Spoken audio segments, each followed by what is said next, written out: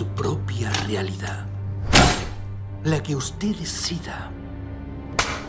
Intente no salirse nunca de ella y todo el mundo la aceptará. Una vez que entres no saldrás. Jamás. Haré lo mejor para la revolución y el partido. Ramón Mercader ha muerto.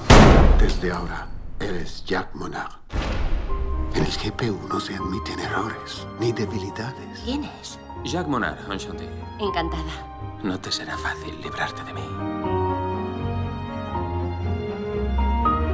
La primera pieza ya ha caído. Vas a conseguir de ella lo que te propongas. Te irás a México y ella te seguirá. Voy a trabajar para Trotsky.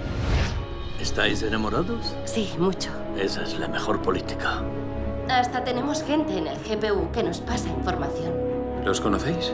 Tal vez tú eres un informante. Encantado de saludarle. A veces son los pequeños gestos los que cambian el curso de la historia.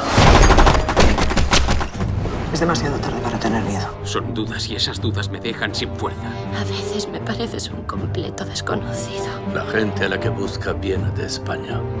Les vale madres los guardias que pongamos, porque el que lo va a matar ya está dentro. ¡Ramón! ¡Ramón, ayúdame! No hay alternativa. Obedecer o traicionar. Es el elegido. ¿Quién eres en realidad? Yo soy Jack Monard.